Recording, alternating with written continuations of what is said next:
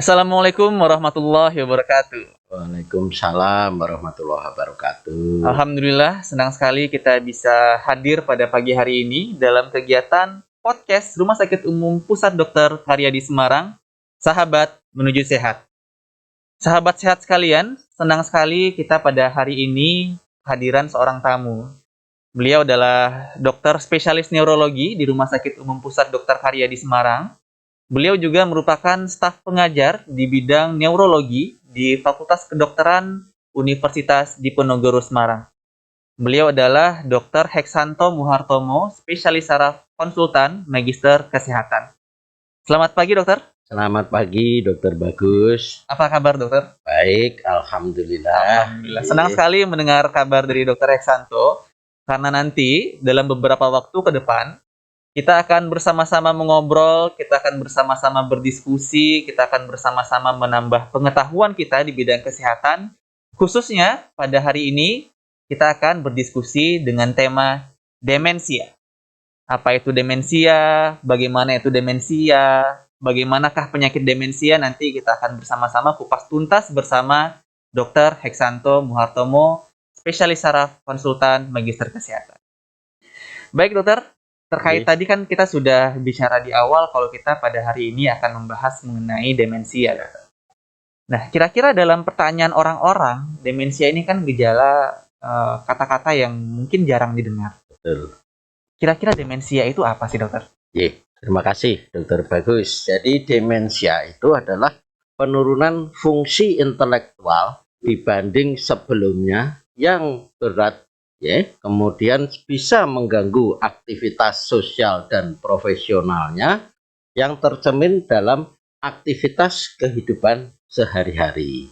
Nah, biasanya itu ditemukan juga perubahan perilaku yang disebabkan oleh delirium ataupun gangguan psikiatri mayor. Jadi bukan tidak disebabkan oleh gangguan delirium atau psikiatri yang mayor. Baik, dokter. Terima kasih, dokter. Jadi kalau tadi dokter menyampaikan bahwa demensia adalah definisinya sebagai berikut tadi, gitu, dokter.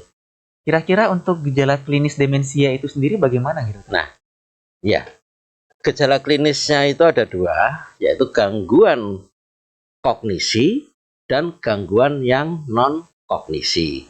Dimana kalau gangguan kognisi itu biasanya gangguan memori, terutama kemampuan belajar materi baru, daya sering melupakan keluhan-keluhan belajar yang awal-awal sering lupa, Kemudian biasanya pasien itu mengalami disorientasi di sekitar rumah, jadi dia sering tersesat istilahnya terhadap lingkungannya. Kemudian juga kemampuan untuk membuat keputusan itu juga kesulitan untuk memutuskan sesuatu itu seperti itu. Itu adalah gangguan yang kognisi. Sedangkan ada satu lagi gangguan yang non-kognisi. Kalau gangguan non-kognisi itu meliputi sekelompok penyakit yang kita sebut behavioral neuropsychological symptom of dementia. Nah, ini pasiennya biasanya mengalami agitasi, kemudian agresif, kemudian bisa juga wandering atau sering berpindah-pindah atau tersesat, itu wandering. Kemudian ada gejala disinhibisi atau tidak nyambung. Nah, seperti itu yang gejala-gejala dari non-kognisi, Dokter Bagus. Baik, dokter. Terima kasih banyak, dokter. Jadi, untuk sahabat sehat di rumah, kita sudah tahu bersama-sama mengenai demensia. Jadi, kalau demensia itu ternyata ada gejala yang kognisi, ada gejala yang non-kognisi. Mungkin kalau istilah demensia itu agak jarang didengar di kalangan awam. Yang sering kita dengar mungkin pikun. Kira-kira, dokter, demensia dan pikun itu apakah sama, dokter? Nah, betul sekali, Dokter Bagus. Jadi kita perlu membedakan antara demensia dengan pikun. Kalau pikun itu adalah perubahan kemampuan berpikir dan mengingat yang biasanya seiring dengan bertambahnya usia. Jadi pikun itu gangguan memori yang karena akibat pertambahan usia. Perubahan tersebut bisa meliputi daya ingat, kemudian tetapi tidak signifikan dan tidak menyebabkan seseorang itu akan bergantung pada orang lain. Jadi begitu kalau pada pikun. Baik, dokter. Berarti antara demensia dan pikun itu dua hal yang berbeda gitu. Betul sekali. Baik. Bagus. Nah, tentu kita sekarang bertanya-tanya. Kita kan berharap jangan sampai kita jatuh ke dalam kondisi demensia. Iya. Kurang lebih begitu gitu. Ya. Nah, supaya kita tidak jatuh, tentu kita harus cari tahu dulu kira-kira penyebab demensia itu apa, dokter? Oke. Jadi demensia itu adalah disebabkan oleh rusaknya sel syaraf atau sel yang berhubungan antar syaraf ya, pada otak. Itu berdasarkan perubahan yang terjadi, ada beberapa jenis demensia, yaitu ada demensia Alzheimer itu tadi, yang juga ada demensia vaskular. Pada demensia Alzheimer itu yang paling sering terjadi, penyebab penyakit ini masih belum diketahui, biasanya berhubungan dengan genetik. Dokter Bagus.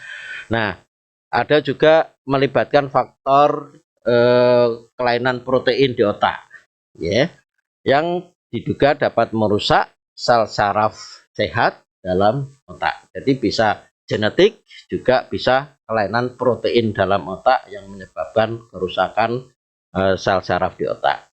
Kemudian jenis yang demensia vaskular. Nah, pada demensia vaskular ini ya karena ada kelainan pada pembuluh darah.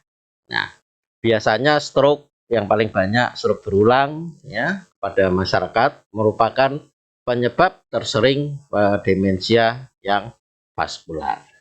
Begitu kira-kira Dokter Bagus. Baik, dokter. Jadi kalau boleh kita teruskan, tadi untuk demensia ada yang demensia Alzheimer, ada yang demensia vaskuler. Yeah. Untuk yang demensia Alzheimer itu dia ada gangguan dari gennya, mungkin ada faktor dari keturunan juga. Sedangkan kalau untuk yang vaskular itu karena pembuluh darah di otaknya yang sudah tidak seperti dulu lagi, begitu ya, dokter? Terganggu.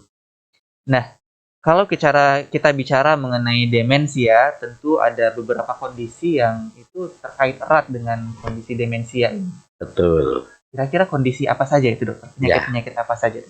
Di samping dua penyakit tadi, yaitu demensia Alzheimer dan demensia vaskular, Dokter Bagus, masih ada kondisi-kondisi lain yang menimbulkan gejala mirip demensia, tapi mungkin itu bisa kembali atau reversible.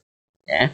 Itu adalah kelainan metabolisme dan endokrin. Itu metabolisme endokrin itu yang sering itu adalah pada DM, diabetes, ya, kemungkinan dia terlalu drop, hingga kita agak liyeng, kita jadi lupa, ya. Kemudian ada kelainan autoimun, itu penyakit multiple sclerosis. Kemudian misalnya kita post trauma, ya, kerusakan otak post trauma, itu subdural hematom, tumor otak itu juga. Nah, setelah trauma ataupun tumor otak itu dievakuasi, biasanya insya Allah akan membaik kembali demensianya. Nah, di samping kejadian itu juga efek obat-obatan penenang, obat pereda nyeri, ya, itu juga bisa mengganggu daya ingat kita. Tapi setelah minum obat berhenti, biasanya akan kembali lagi. Juga ada demensia yang karena vitamin. Oh, begitu dokter? Ya, ada karena vitamin B1, B6, B12, juga karena peminum alkohol, merokok, itu juga bisa menjadikan demensia. Berarti alkoholik yang berlebihan, merokok pun juga bisa mengakibatkan demensia gitu. Iya. Kalau untuk faktor resiko dokter, kira-kira itu apa saja dokter? Ya. Faktor risiko demensia yang jelas usia. Dengan bertambahnya usia, ya, semakin usia kita semakin istilahnya manula, tua, itu sebagai faktor risiko pertama. Kemudian ada riwayat demensia dalam keluarga, itu juga karena itu tadi genetik itu tadi, ya, itu berhubungan pola makan yang tidak sehat, jarang olahraga, ya, seperti tadi ya kebiasaan merokok dan alkohol itu harus ditinggalkan. Itu adalah faktor risiko yang dapat menimbulkan kejadian demensia. Baik. Baik, sahabat sehat semua, tentu saja setelah kita mendengarkan paparan dari Dokter Heksanto barusan, harusnya ini motivasi kita untuk olahraga semakin kuat lagi, Dokter. Betul sekali. Untuk yang merokok juga semoga diberikan kemudahan untuk segera berhenti gitu, Dokter. Tinggi. Begitu. Dan terus juga untuk sahabat sehat di rumah yang misalnya memiliki hipertensi, Ya. kencing manis, gangguan kolesterol, itu bisa ditangani dari dini, diberikan obat, diberikan tata laksana non medikamentosa, makannya dijaga, Betul. olahraganya diatur supaya terhindar dari demensia. Ya, yeah. Baik, Dokter, terima kasih banyak, Dokter. Menarik sekali pembahasan kita pada pagi hari ini. Tapi tentu kita bertanya-tanya. Ya. Kita tentu tidak ingin jatuh ke dalam kondisi demensia yang berat. Betul. Dan tentu sebelum seseorang itu terkena demensia, ada tahapan-tahapan dia sampai jatuh pada kondisi demensia yang berat. Betul sekali. Kira-kira tahapannya apa saja itu, Dokter? Ya, terima kasih, Dokter Bagus. Jadi pada demensia itu ada 5 tahap. Ya, ada tahap 1 itu tahap dini. Jadi kemampuan otak itu masih normal. Sehingga biasanya belum ada gejala yang terlihat. Hanya paling sesekali lupa menaruh kunci. Itu hanya sesekali, tapi tidak sering. Sesekali, itu tahap 1. Kemudian ada tahap 2. Kalau pada tahap 2 ini sudah mempengaruhi aktivitas sehari-hari. Contohnya, penderita akan sulit melakukan beragam kegiatan dalam satu waktu, sulit membuat keputusan, ya, memecahkan masalah, itu sudah kesulitan sekali. Sehingga kemudian dia akan kesulitan memilih kata-kata. Seperti kita ini kan bicara komunikasi baik, sedangkan pada demensia akan sulit mau memilih kata-kata. Itu tahap 2. Sedangkan tahap 3 itu mulai terjadi ada gangguan mental organik. Jadi penderita bisa tersesat. Padahal itu sebenarnya sudah sering dilalui jalan itu. Ya, kemudian terjadi penurunan kemampuan saat bersosialisasi. Sudah tidak mau lagi misal terlibat arisan, ya itu. Kemudian tahap 4. Jadi ketika memasuki tahap ini, penderita itu sudah mulai membutuhkan bantuan orang lain yang kita sebut sebagai caregiver. Ya, jadi untuk melakukan aktivitas sehari-hari seperti berpakaian, mandi harus dibantu. Itu tahap 4. Nah, yang paling parah atau berat itu adalah tahap kelima. Di mana tahap kelima ini seseorang dapat dikatakan mengalami demensia yang berat. Biasanya sudah tidak dapat melakukan aktivitas, hanya tiduran saja. Bahkan untuk duduk, untuk bangun, makan, mandi sudah tidak bisa. Jadi sangat tergantung dengan orang lain atau caregiver untuk dilayani. Itu tahap yang kelima. Jadi hanya tiduran saja. Begitu, Dokter Bagus. Baik, Dokter. Terima kasih banyak, Dokter. Menarik sekali. Sekali lagi pembahasan kita pada pagi hari ini. Tentu saja sahabat sehat Rumah Sakit Dr. Karyadi Semarang semuanya, setelah kita mendengarkan paparan dari Dr. Heksanto tadi, ternyata ada 5 tahapan. Sehingga pada tahapan-tahapan awal, ketika kita sudah mengetahui secara dini, kita bisa langsung segera melakukan pemeriksaan ke fasilitas kesehatan terdekat, begitu nggak, Dokter? Betul, iya. Nah, tapi kadang itu kalau di masyarakat kan, ya kalau mau datang ke dokter itu kan kadang takut gitu, Dokter. Takut akan diapakan, akan diperiksa apa. Nah, kira-kira, Dokter, kalau pada pasien-pasien dengan kecurigaan ke arah demensia yang masih tahap-tahap dini lah, seperti itu katakan, kira-kira kalau datang ke rumah sakit, itu nanti akan diperiksa apa saja, Dokter? Ya, terima kasih, Dokter Bagus. Jadi ada tahap-tahapan juga dalam menentukan diagnosis itu. Tahap awal ya kita biasanya memeriksakan membawa keluarga kita ke dokter vaskes pertama. Itu biasanya akan dilakukan anamnesis, ya. Kemudian ada beberapa pemeriksaan syaraf, ya, itu. Nah, dari anamnesis itu, kemudian kalau memang biasanya itu ada pemeriksaan yang kita sebut sebagai MMSE, Mini Mental State Examination. Itu adalah pemeriksaan awal yang mudah atau juga dengan menggunakan mokaina namanya. Nah, kalau dari situ diketahui ada gangguan fungsi kognitif, biasanya dokter vaskes pertama itu akan merefer ke rumah sakit yang lebih tinggi seperti Karyadi. Nah, dari situ akan dilakukan tes fungsi luhur yang lebih komprehensif, ya. Jadi di situ ada pemeriksaan misalnya kemampuan berpikir seseorang, ya, misalnya dengan meminta pasien untuk berhitung mundur dari angka 100, kemudian menggambar jarum jam. Kita kan biasa selalu melihat jam. Itu namanya tes clock drawing test, ya. Nah, itu semua akan dilakukan. Di samping juga kalau sudah direfer ke Karyadi atau rumah sakit tipe A, kalau di sini kan Karyadi, akan dilakukan pemeriksaan darah untuk mengetahui apakah tadi kolesterolnya tinggi, ada KDM, ya, gula darah yang tinggi. Juga akan dilakukan pemeriksaan CT scan kepala atau MRI atau PET scan. Kalau perlu, mungkin juga dilakukan pemeriksaan rekam listrik di otak, EEG namanya, elektroencephalography, ya, itu untuk memeriksa itu. Nah, dari pemeriksaan-pemeriksaan itu barulah bisa disimpulkan untuk pengobatannya. Begitu, Dokter Bagus. Baik, terima kasih banyak, Dokter. Jadi tadi sudah dijelaskan tahapan-tahapan dari gejala demensia, sehingga ketika gejala-gejala awal, sahabat sehat Rumah Sakit Karyadi bisa segera langsung datang ke vaskes kesehatan terdekat. Sehingga bisa dilakukan diagnosis awal, bisa dilakukan pemeriksaan awal dari wawancara, pemeriksaan fisik, dan pemeriksaan penunjang.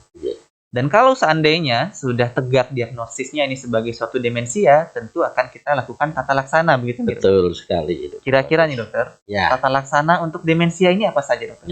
Ya, jadi tata laksana pada demensia itu ada terapi khusus, yaitu berupa terapi yang dapat dilakukan untuk menangani gejala dan perilaku yang muncul pada akibat demensia. Nah, itu ada terapi stimulasi kognitif yang namanya itu, ya. Jadi kita akan memberikan terapi itu untuk merangsang atau memecahkan masalah, ya, kemampuan berbahasanya, kemudian akan melakukan kegiatan berkelompok, ya, berolahraga, ya, itu ada namanya brain stimulasi. Kemudian ada terapi okupasi, ya, yang bertujuan untuk mengajarkan pasien melakukan aktivitas sehari-hari lagi. Kan tadi kan demensia itu penderitanya akan menarik diri, nggak mau ikut arisan, ya. Juga pada terapi okupasi itu untuk biasanya yang suka marah untuk mengontrol emosi, ya, itu. Kemudian ada terapi untuk mengingat, ya. Nah, terapi ini berguna untuk penderita mengingat riwayat hidupnya yang dulu di kampung misalnya. Jadi itu untuk membangkitkan lagi memori-memorinya, riwayat sekolah, pekerjaan, hobinya, ya. Nah, ada juga terapi rehabilitasi kognitif, namanya. Terapi ini adalah bagian dari melatih otak sehingga dia yang tidak berfungsi dengan menggunakan otak yang masih sehat. Nah, yang masih sehat ini kita latih Bagus sehingga bisa memperbaiki kualitas dari penderita demensia itu. Dan jangan lupa keluarga itu benar, itu mempunyai peranan yang baik, karena kerabat itu akan menjaga kualitas hidup pasiennya, ya, dalam bentuk dukungan, ya. Jadi dukungan, kemudian berkomunikasi, ngajak ngobrol lagi, ya, kemudian mengajak diskusi menggunakan kalimat-kalimat yang mudah dimengerti, seperti itu, Dokter Bagus. Siap, Dokter. Jadi memang aspeknya itu semuanya terpenuhi, Dokter. Betul sekali. Dari keluarga yang terdekat, dari pasiennya sendiri. Betul. Kira-kira kalau pada pasien demensia tadi kan dokter sudah jelaskan itu untuk tata laksananya, gitu. Apakah ada obat-obatan yang mungkin bisa diminum oleh pasien? Memang ada, ya, ada beberapa obat-obatan, ya. Jadi tapi obat-obatan ini harus dengan resep dokter. Itu ada beberapa, misalnya asetilkolin esterase inhibitor, itu donepezil yang saya.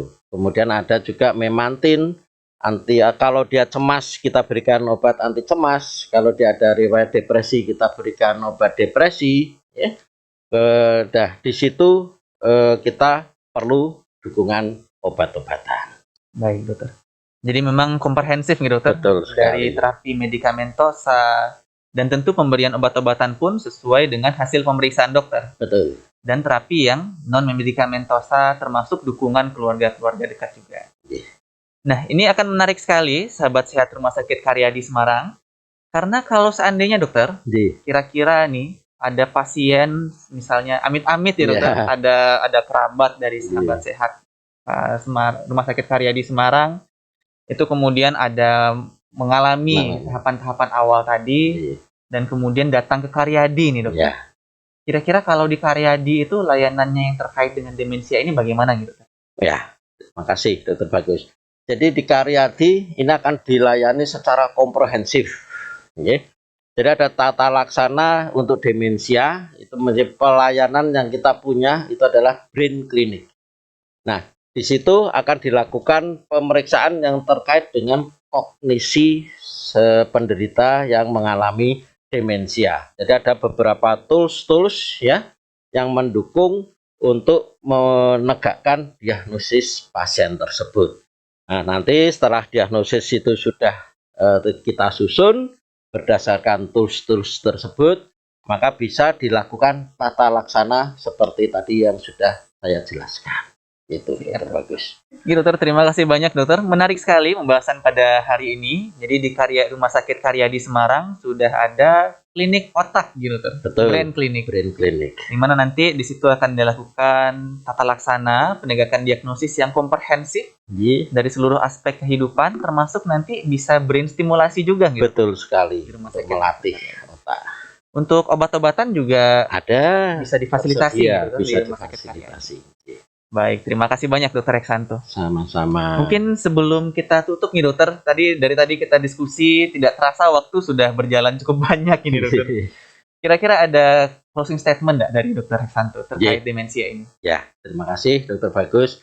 Jadi sebagai closing statement, apabila sahabat sehat teman dari RSUP Dr. Karyadi menemukan atau mendapati keluarga ya yang sudah mulai terjadi kemunduran fungsi memori ya seperti tadi tahap 1, 2, 3, 4 misalnya atau baru tahap awal, segera dibawa ke vaskes pertama dulu.